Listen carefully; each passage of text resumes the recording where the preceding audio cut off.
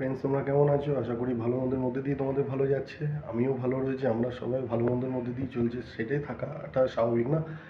তো দুদিন আগে ব্লগ ছোটো একটা ভিডিও দিয়েছিলাম, আশা করি তোমাদের ভালো লেগেছে। ভিউ কমেন্টসও পেয়েছি, তার জন্য থ্যাংক ইউ ভেরি মাচ তোমাদেরকে অনুপ্রেরণা যোগানোর জন্য। সাডেনলি এখন রাত হয়ে গেছে, আজকে 14th আগস্ট, কালকে 15 আগস্ট আছে, একটা স্পেশাল ডে আছে। কালকে আমার যাওয়ার কথা বাড়িতে, বাট সাডেনলি কাজের কর্মব্যস্ততার জন্য আজকে আটকে গেছি। তো ট্রাই নিচ্ছি কালকে যাওয়ার জন্য, বাট যাওয়ার একটা প্রোগ্রামিং করেছি। তো এই মুহূর্তে একটা ইনসিডেন্ট ঘটে গেছে। ইনসিডেন্টটা হচ্ছে যে আমরা যে কর্মস্থলে থাকি সেখানে 3জন থাকি, তার মধ্যে আমি আর একজন যিনি রয়েছেন, তারা দুজনে যাব কালকে, বাট একজন থেকে যাচ্ছেন এখানে। তো ঘটনাচক্রে সে হচ্ছে রান্না সেভাবে জানেন না রেসিপির ব্যাপারে। তো আমাকে বললেন, স্যার তাহলে একটা রেসিপি বলে দিন না। আমি বললাম সোয়াবিন আছে, সোয়াবিন করে নাও। বলছে সোয়াবিন? তো আমি বললাম সোয়াবিন গ্রেভি কারি করে নাও, খুব ভালো টেস্টি আইটেম, খেতেও খুব ভালো লাগে, আর এর জন্য আলাদা বিশেষ কোনো ইনগ্রিডিয়েন্টসের দরকার হয় না, রান্না করলে ভালো লাগবে। তো বললো স্যার একটু যদি শেয়ার করেন। আমি বললাম ঠিক আছে, চলো তোমার সঙ্গে আমি আইটেমটা শেয়ার করে দিচ্ছি। তো আমার মনে পড়লো যে তোমরা রয়েছে, তোমাদের সঙ্গে ওই ব্যাপারটা শেয়ার করা দরকার। তো ওই আলোচনা প্রসঙ্গে আমার এই ভিডিওটা করা। তো ভিডিওটা শোনো এবং দেখতে থাকো। তো আলোচনার বিষয়টা হচ্ছে যে সোয়াবিন কারি, গ্রেভি কারি ওকে করে রেসিপিটা বলে দিতে হবে, তাই তো?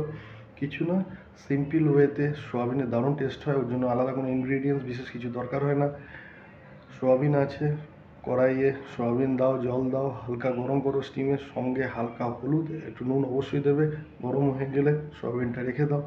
রাখার পরে পাত্রে তুমি হচ্ছে হালকা স্টিমে হচ্ছে তেল, সঙ্গে গোটা জিরা, কাঁচা লঙ্কা চেরা, পেঁয়াজ থাকলে ভালো, আর না থাকলেও কোনো ব্যাটার না, টেস্ট ভালো আসবে।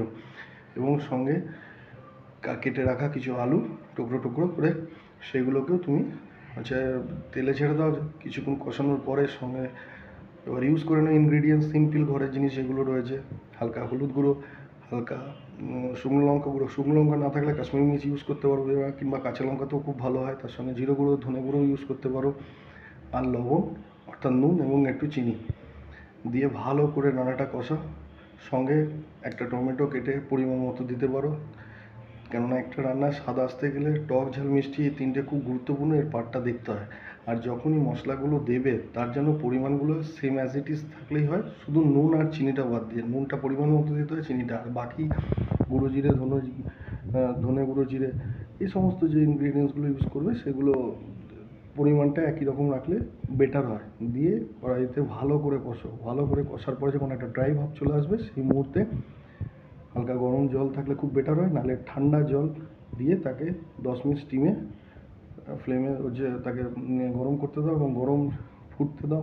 ফোটা হয়ে গেলে নামানোর আগে একটু দেখে নাও টক, ঝাল, মিষ্টির পরিমাণ কী আছে, সেইভাবে রেডি করে তারপরে রাখো পাত্রে। পাত্রে রাখার পরে যদি ধনেপাতা থাকে একটু হালকা কুচো ধনেপাতা দিতে পারো, কিংবা হালকা গরম মশলা ইউজ করতে পারো। তারপরে দেখো, খেয়ে দারুণ লাগবে, আমার তো খুব ভালো লাগে। তো আশা করি আমরাও সিম্পল ওয়েতে বাড়িতে সোয়াবিন গ্রেভি কারি করতে পারি, ঠিক আছে না? তো কোনো প্রবলেম নেই, আরামসে করো, হেভি টেস্টি খাবার, একসঙ্গে আনন্দ করো। তো আমরা তো কালকে সকালে বেরিয়ে যাব, তো মনে হলো তোমাদেরকেও শেয়ার করি রান্নাটা, আর ও দেখুক।